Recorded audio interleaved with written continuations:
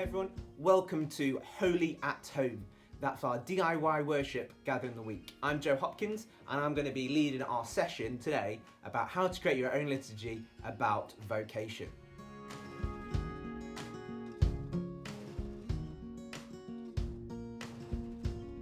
So the word vocation means being called out, being called by God to given a special task. And that's what our liturgy is going to be about. So let's first think about our focus table, how we're going to kind of gather together and separate what else we've been doing the rest of the day and be a point for us to focus on. Let's begin with the colour.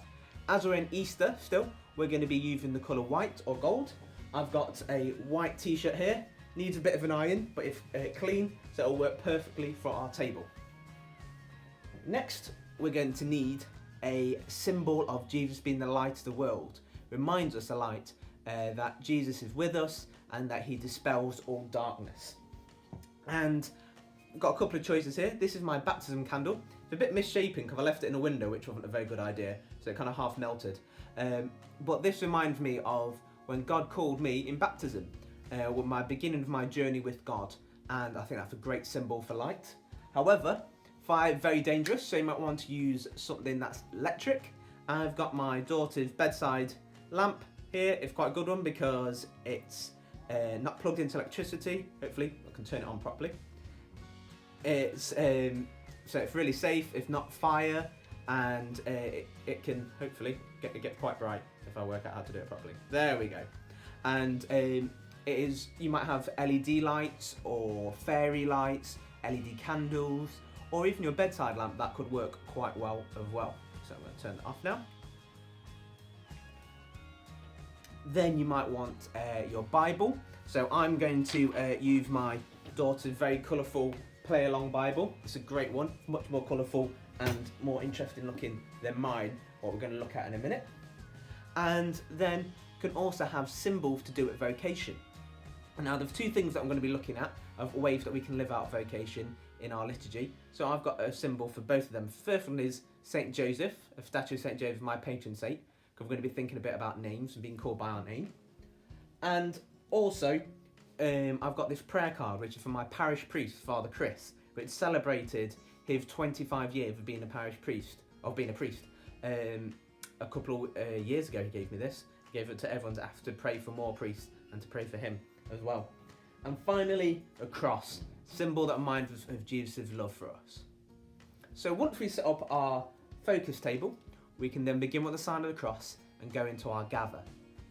Now, for our gather, there's lots of different things we can do to try and help people understand that we're thinking about vocation and help us begin to come together and celebrate this. One of my favourite ways to gather is by singing. So we can use hymns and music. There's two hymns that I could suggest would be quite good.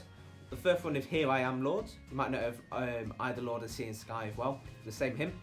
And that's about God calling for people to come and do his work and us responding by saying, Here I am, Lord, which is inspired by the call of Samuel, which you might hear about in a moment. The second option is Build Your Kingdom Here by Wren Collective. And that's a great song about us trying to work with God to make earth a lot more like heaven. Another way you could gather an activity to think about vocation is by writing the name or by drawing a picture of someone who you think is responding to God's call. That could be your local priest, that could be one of your teachers, it could be a doctor or a nurse you know, it could be one of many key workers who are really important at the moment. And we could write their name or draw a picture of them and place that on our focus table as we gather together. Now, for our word, there's lots of different scripture suggestions in a PowerPoint that accompanies this video. There's a link in the description below. I'm just going to read a selection of one of the reading, which is the call of Samuel. Now Samuel's a young lad, he's living in the temple and serving God. And he goes to sleep and God calls him Samuel, Samuel. And he thinks it's the priest who's calling asking for help.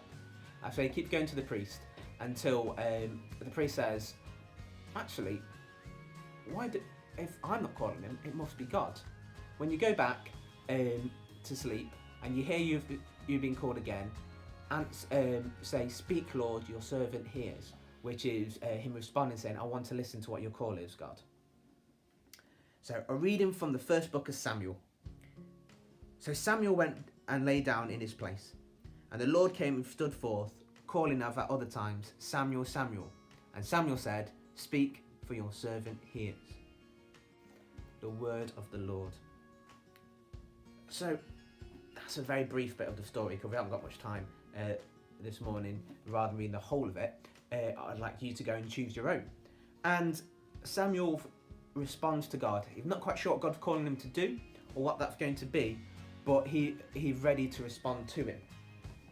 And there's lots of ways we could act this out. We could just read it.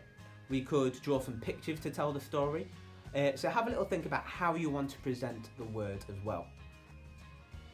Now we're going to be thinking about the response in our liturgy.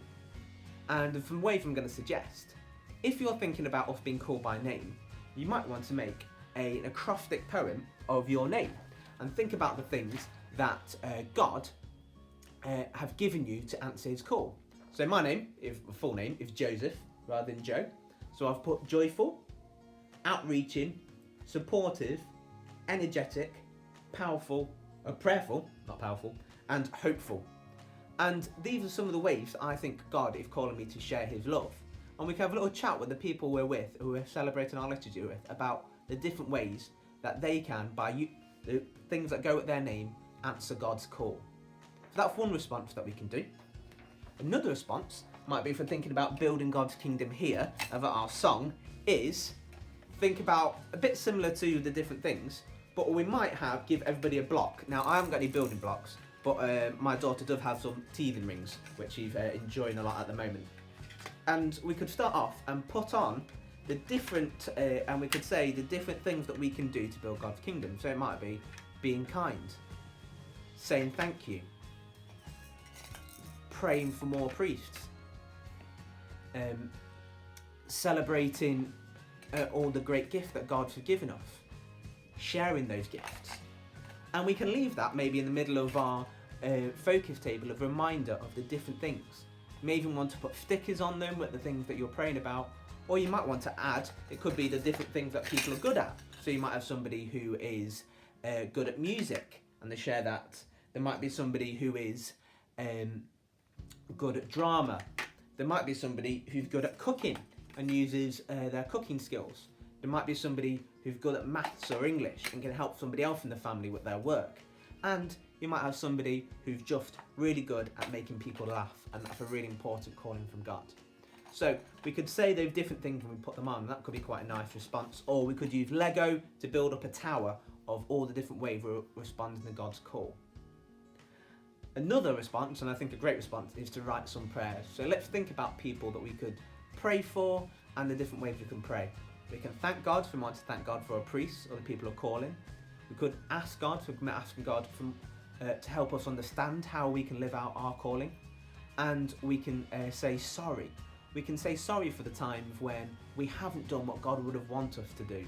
Maybe in lockdown, with our family, it can get a little bit argumentative sometimes. We can say sorry when we haven't shown them the love that God wants them to see. Finally, we come to our mission. There's a couple of things that we can have in our mission. Again, you may have gone down different paths. You may be thinking about our name. You may be thinking about vocation for the priesthood and religious life and other things like that. So you might want to write a letter to your local priest, thanking him for answering God's call, or to a teacher who's answering God's call, or a doctor or a nurse, or a key worker such as those who collect our rubbish, who work in our shops, who are doing so many different things to look after us at the moment. That might be a way that you want to respond and say thank you for following God's calling. So that could be one mission. Another mission could be to live out those things that you've put in your poem or on your tower, and you're going to keep that up for the week. Have a little reminder of how you can do what God is calling you to. So you may even want to come up with your own mission about challenging people who you are celebrating this liturgy with, about how they're going to go out and live God's calling to love one another. So thank you very much for joining us today. I hope you have a wonderful day and you have a great time creating your liturgy, and praying to and celebrating vocations. We'd love to hear what you've done. So if you want to contact us, you can do so by either going to our website and hit contact us and then put Holy at Home in the contact form, or you can tweet us, which if you go to Twitter, get an adult to do that for you, and go to @SRS for St Ralph Sherwin Chaplaincy. So our Twitter handle is SRS Chaplaincy, and you can find us there.